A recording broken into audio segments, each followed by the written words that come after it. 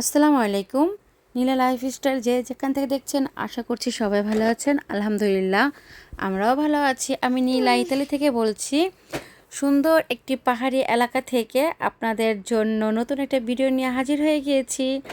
আর আজকের ভিডিওটা অবশ্যই সকাল থেকে স্টার্ট করেছি। এই যে দেখেন আজকের সকালটা একটু শীতের পরিবেশের মতন আবহাওয়াটা, মানে বৃষ্টি হচ্ছে তো এই জন্য কুয়াশায় কুয়াশায় ভরা, খুব ভালোই লাগছিল। দেখেন বৃষ্টির পানি আর কি জমে আছে, এভাবে ধরতে আমার না খুব ভাল লাগে। তো আপনাদের কাছে ভালো লাগে কিনা অবশ্যই জানাবেন। তো আর এই যে সকাল সকাল তো এখানে আসতেই হয়।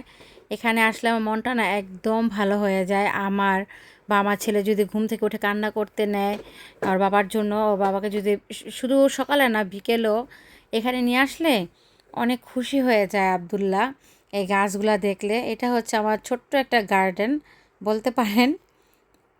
তো এই যে আল্লাহ এই গাছগুলো তুলে দিছে, এখন একটু বড় হবে কবে জানি না। আর এগুলোকে কি একটু আলাদা আলাদা করে দিলে ভালো হবে কি না সেটাই করবো। আর আল্লাহ তিরিশেই মনে করেন প্রতিদিন এভাবে গাছগুলা আমি যেমন ধরি আমার ছেলেও ধরে। আল্লাহ জানে কতটুকু বড় হবে। একদম দেখেন কেমন ক্লান্ত হয়ে গেছে গাছগুলো, এরকম মনে হচ্ছে ধরতে ধরতে কি করব, ধরতে এত ভালো লাগে, একদম শিশু বাচ্চাদের মতন এরকম মনে হয় আমার কাছে। তো যাই হোক, আমার ছেলে কিন্তু ওর বাবার সাথে চলে গিয়েছে নিচে, আর আমি একাই বাসায়।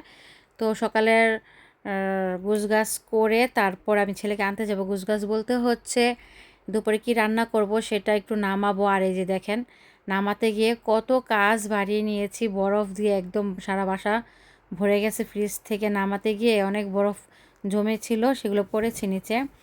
আর এখানে গরুর গোস্ত নামিয়েছি। যেহেতু আবহাওয়াটা একটু মেঘলা, তো বেশি গরমে কিন্তু বা গোস্তটা খাওয়া যায় না।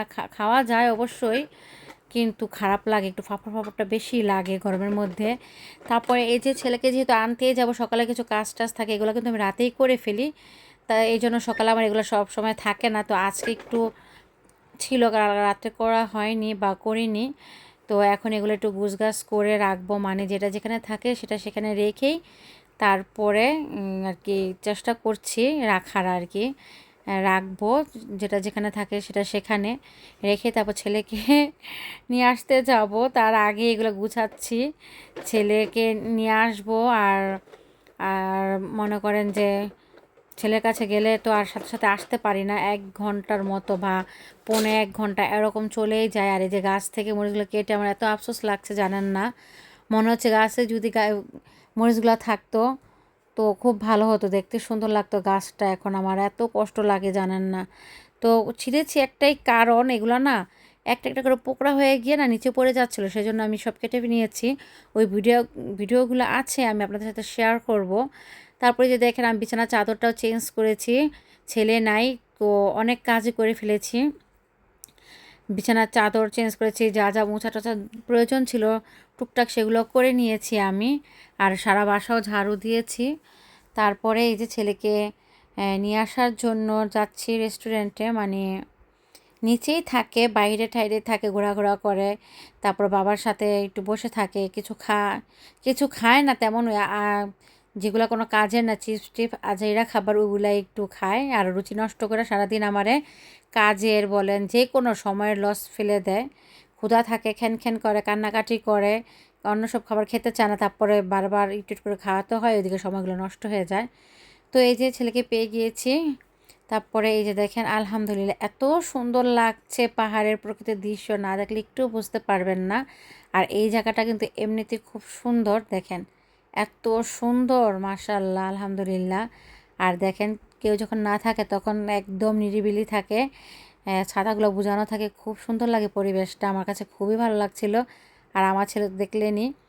তো কি আর করব, ঝটপট করে এসে কিন্তু আমি রান্নাটা বসিয়ে ফেলেছি, অলরেডি হয়ে গেছে। আমি শেয়ার করব করতে করতে আর করতে পারি নাই। তো অলরেডি শেষ আমার, অর্ধেক কাজ তো আমি করেই গিয়েছি। তারপর একটু গোস্তটা বসালাম, ভাতটা রান্না করেছি, ছেলেকে একটু খাইয়েছি এর মধ্যে।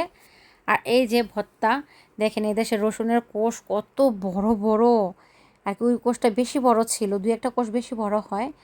আর এই যে দেখেন এই শাক আর কি, এটা হলো সিম ভর্তা, কাঁচামরিচ পেঁয়াজ ধনে পাতা, কাঁচামরিচ সরি লাল মরিচ গাছের গুলাই, ধনে পাতা সিম পেঁয়াজ রসুন এগুলো সব দিয়ে ভেজে নিছি।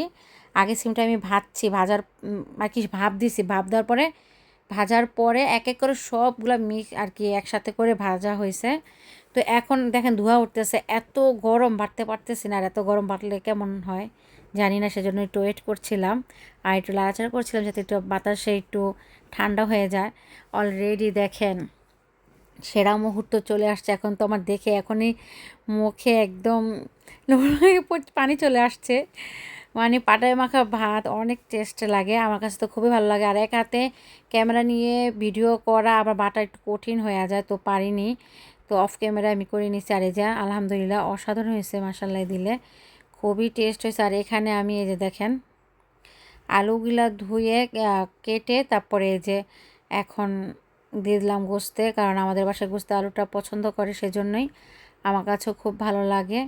তো এখন এই যে এখন এটা সিদ্ধ হলে আমার রান্না বাড়া শেষ, আর একটু হালকা মোছামুছি করব, তাহলেই কমপ্লিট। আর এই তো হয়ে গেল আমার রান্নাবান্না। তারপরে তো চলে আসলাম এই যে বিকেলে দুপুরে খাওয়া দাওয়া করে ছেলেকে ঘুম পাড়িয়ে ঘুমায়, একদম দেরি করে ঘুম আসে আমার ছেলে।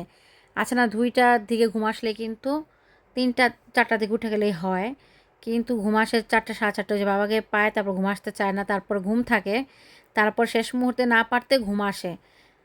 তারপর ছেলেকে ঘুম পাড়িয়ে রাখছি, আমিও ঘুমিয়েছিলাম, আসলাম কাপড় চোপড় নেওয়ার জন্য। তো কাপড় চোপড়টা নিলাম, আর একটু দেখেন অপরূপ সৌন্দর্য আপনাদের সাথে একটু শেয়ার করছে। এক এক দিন এক এক প্রকৃতির রূপ নেয়, এত সুন্দর আলহামদুলিল্লাহ ধারণার বাইরে। তো কি আর করার, এই যে কাপড় চোপড়গুলো নিয়ে যাব, আমার ছেলে অলরেডি উঠে গিয়েছে, আমি শব্দ পাচ্ছি বা আমি ঘরে থাকতেই দেখেছি যেই অজু আর কি আমি ওর সাথে থেকে উঠলেই যে কোনো কাজের জন্যই উঠি না কেন আমার ছেলে একদম উঠে যায়। ওর এই সময়গুলো আমার এইভাবে নষ্ট হয়, এক নিচে গিয়ে আর এক ওর সাথে শুয়ে থেকে আমার সময়গুলো নষ্ট হয়ে যায়। এই যে দেখেন এই ফুলগুলো এত সুন্দর, এত সুন্দর, আর এত কালারটা এত চমৎকার, মাশাআল্লাহ, আল্লাহ এত সুন্দর প্রকৃতির মধ্যে সুন্দর দিছে, গাছপালার মধ্যে দিছে, আর কি কি বলবো, আল্লাহর সৃষ্টি খুবই সুন্দর।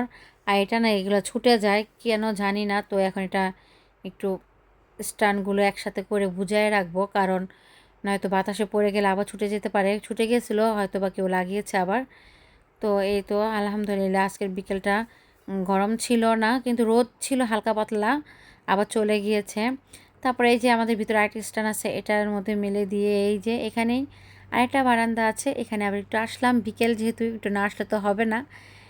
এই যে দেখেন এখানকার আঁকামাকা মেঠো পথ কি সুন্দর, মাশাল্লাহ অনেক সুন্দর লাগছে। আর এই যে বললামই তো সকাল বিকাল এসে আমি আমার ছেলে গাছ ধরতে ধরতে গাছকে একদম ক্লান্ত বানিয়ে ফেলেছি, এখন আবার আসছি।